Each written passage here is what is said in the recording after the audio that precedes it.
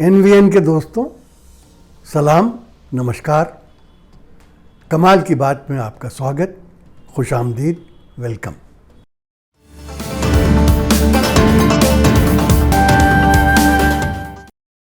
दोस्तों, आज हम आपको एक रिपोर्ट के बारे में बताएंगे। ये रिपोर्ट एक अमेरिकन एनजीओ या उसे थिंक टैंक कह लीजिए, उसने पेश की है। इस एनजीओ या थिंक टैंक का नाम फ्रीडम हाउस है।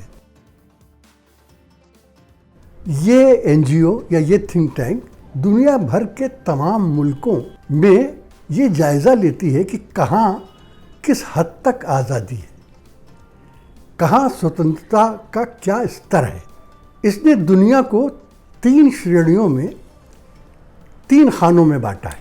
कुछ वो मुल्क हैं जहाँ लोगों को हर तरह की आज़ादी है, जहाँ का मीडिया आज़ाद है, जहाँ पॉलिटिकल पार्टीज आज़ाद हैं, जहाँ अपोजिशन आज़ाद है, जहाँ लोग अपनी राय बगैर किसी डर के जाहिर कर सकते हैं, जहाँ बोलने की आज़ादी है, जहाँ सरकार का विरोध और सरकार की मुखालफत भी की जा सकती है और खुलकर की जा सकती है।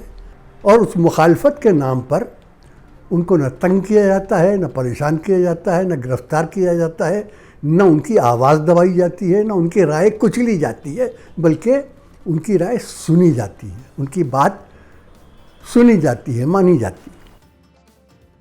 इनको ये एनजीओ फुल्ली फ्री कंट्री कहती है। कुछ वो कंट्रीज़ हैं जहाँ पर लोग मुँह ही नहीं खोल सकते, जहाँ मीडिया की आज़ादी के नाम की कोई चीज़ एग्जिस्ट ही नहीं करती, जहाँ सरकार को अपोज करने वाला या तो जेल में दिखाई देता है या सीधा ऊपर भेज दिया जाता है, जहाँ किसी तरह की कोई आज़ादी नहीं है, इन्हें नो फ्री कंट्री कहा जाता है। इसके बीच में कुछ ऐसे कंट्रीज़ हैं जहाँ आज़ादी कहनों की तो है, लेकिन वो आज़ादी आधी अधूरी है। वहाँ आंशिक स्वतंत्रता है।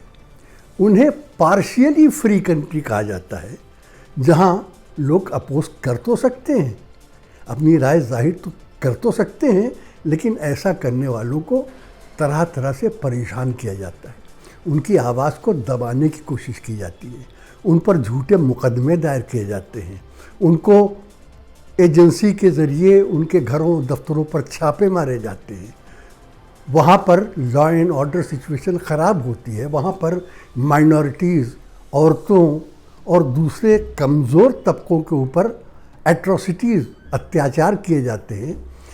ऐसे कंट्रीज़ को उन्होंने आंशिक स्वतंत्र, आधे अधूरे तौर पर आज़ाद, पार्शियली फ्री कंट्री करार देते हैं। भारत अभी 3-4 साल पहले तक उन मुल्कों की, उन कंट्रीज़ की लिस्ट में था जिन्हें फुल फ्री कंट्री कहा जाता है।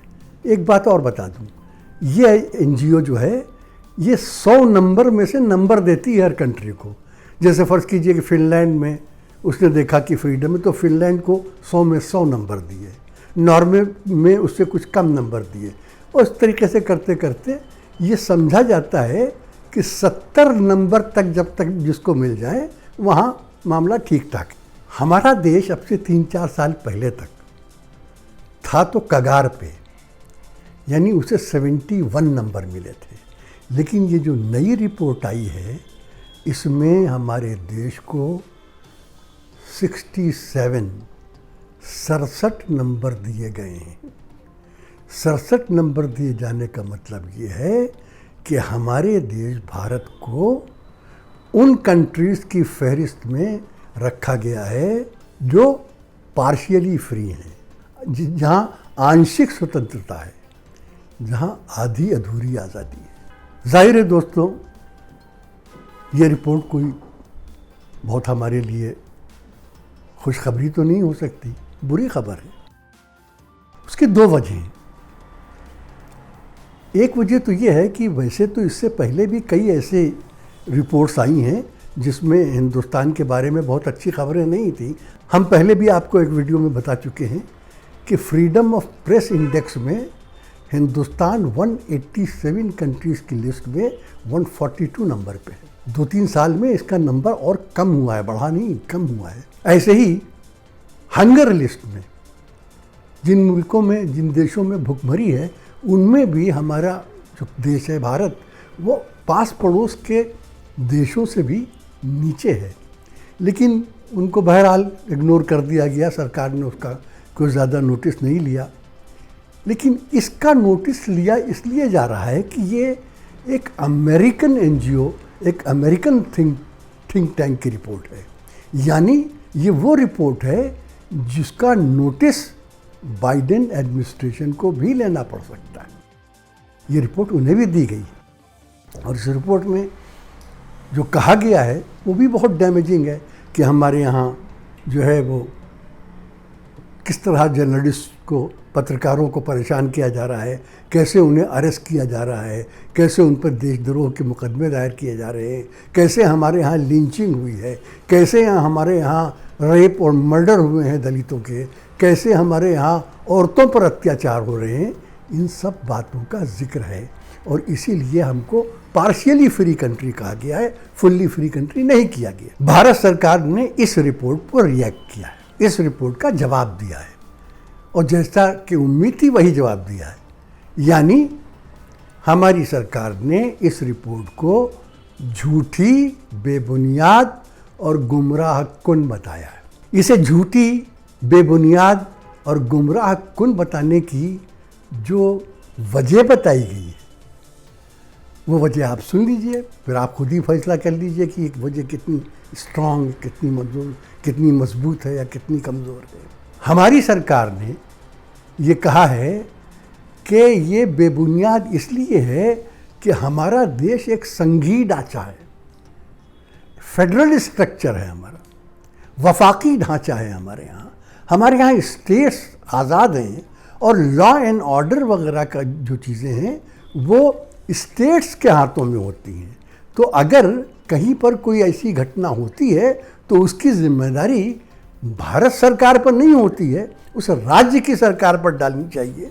लेकिन इस रिपोर्ट में हर चीज़ का जिम्मेदार भारत सरकार को बनाया गया। कहने की हद तक बात ठीक भी हो सकती है, लेकिन दोस्तों आप खुद ही सोचिए, अमेरिका की फ्लोरिडा स्टेट में कोई घटना होती है मानव अधिकार के हनन की, इंसानी हुकूक की पामाली की, ह्यूमन राइट्स के वायलेशन की, तो उसका जिम्मेदार दुनिया जो है वो फ्लोरिडा स्टेट को नहीं बताती। सवाल पूछा जाता है जो वॉशिंगटन में एडमिनिस्ट्रेशन है उससे पूछा जाता है। अगर आज अमेरिका की किसी स्टेट में कोई वाकया हो जाए तो बात उस स्टेट से नहीं पूछी जाएगी, तो सवाल उस स्टेट से नहीं पूछा जाएगा, सवाल सीधा बाइडेन एडमिनिस्ट्रेशन से पूछा जाएगा। हम आपको चंद मिसालें बता देते हैं। कुछ ही अरसा पहले पाकिस्तान में कुछ वाक़े हुए थे। एक सिंध में एक हिंदू लड़की को किडनैप करके और एक मुसलमान लड़के से उसकी ज़बरदस्ती शादी करवा दी गई थी। उस पर बड़ा हंगामा हुआ, प्रोटेस्ट हुआ, हिंदुस्तान ने भी उसके ऊपर प्रोटेस्ट किया। लेकिन हिंदुस्तान ने या बाकी दुनिया ने जो शिकायत की वो मुराद अली शाह से नहीं की जो सिंध के चीफ मिनिस्टर हैं। लोगों ने सीधा सवाल इमरान खान से किया। अभी कुछ अर्सा पहले हम उस पर भी वीडियो कर चुके हैं, खैबर पख्तूनख्वा में एक समाधि को, एक हिंदू मंदिर को तोड़ दिया गया। जब उसके ऊपर आवाज़ उठाई गई तो शिकायत या सवाल फजलुर रहमान से नहीं पूछा गया जिनकी पार्टी के लोगों ने ये किया था, सवाल सीधा इमरान खान से पूछा गया। इसी तरीके से अगर हिंदुस्तान में किसी भी स्टेट में कोई वाकया होती है तो उसके बारे में सवाल बहरहाल दिल्ली सरकार से ही पूछा जाएगा, क्योंकि सारी दुनिया जानती है कि फेडरल स्ट्रक्चर होने के बावजूद सेंटर बहुत पावरफुल है हमारे यहाँ, बहुत ताकतें हैं उसके हाथ में। इसको भी छोड़िए, अगर ये मान भी लिया जाए कि भाई लॉ एंड ऑर्डर तो स्टेट का सब्जेक्ट है, तो ऐसे वाक़यात स्टेट होते हुए तो सेंटर का उसका कैसे जिम्मेदार हो सकता है, चलिए मान लिया। लेकिन ऐसे वाक़यात कहाँ हुए हैं ज़रा ये बताइए। लिंचिंग के घटनाएं कहाँ हुई? सिर्फ उन स्टेट्स में हुई जहाँ बीजेपी का राज था, और जब उन स्टेट्स में उस बीजेपी का राज ख़त्म हुआ तो लिंचिंग की घटनाएं भी ख़त्म हो गई। दलितों के रेप और मर्डर के सबसे ज़्यादा केसेस कहाँ हो रहे हैं? उत्तर प्रदेश में हो रहे हैं जहाँ बीजेपी की सरकार है। महाराष्ट्र में ऐसी घटनाएं होती थीं, जिस दिन से बीजेपी गवर्नमेंट गई है यहाँ ऐसी घटनाएं बंद हो गई। एक पाल घर का वाक़या ज़रूर हुआ, लेकिन उसके बाद कोई भी ऐसी घटना नहीं हुई, नहीं सुनाई दी है। ऐसी घटनाएं कर्नाटक में हो रही हैं जहाँ बीजेपी का राज है। ये ऐसी घटनाएं हरियाणा में हुई जहाँ बीजेपी का राज था। तो जब बीजेपी का राज वहाँ भी है और सेंटर में है तो पूछिए सवाल किससे पूछा जाएगा। तो मैं समझता हूँ ये कहना कि ये रिपोर्ट गुमराहकुन है, इसलिए कि लॉ एंड ऑर्डर स्टेट का सब्जेक्ट है, उससे दिल्ली सरकार नहीं बच सकती। दिल्ली सरकार को उसका जवाब देना पड़ेगा। और एक बात फिर बता दूँ कि ये रिपोर्ट ऐसे हालात में और आज के दिनों में, जबकि किसान आंदोलन भी चल रहा है, जबकि देश में और भी दूसरे आंदोलन हो रहे हैं, हमारे लिए कोई अच्छी खबर साबित नहीं होगी। तो आज बात यहीं ख़त्म करते हैं दोस्तों। अगले वीडियो तक के लिए हसन कमाल, आज़म शहाब और डॉक्टर सलीम को इजाज़त दीजिए। जय हिंद, खुदा हाफिज़।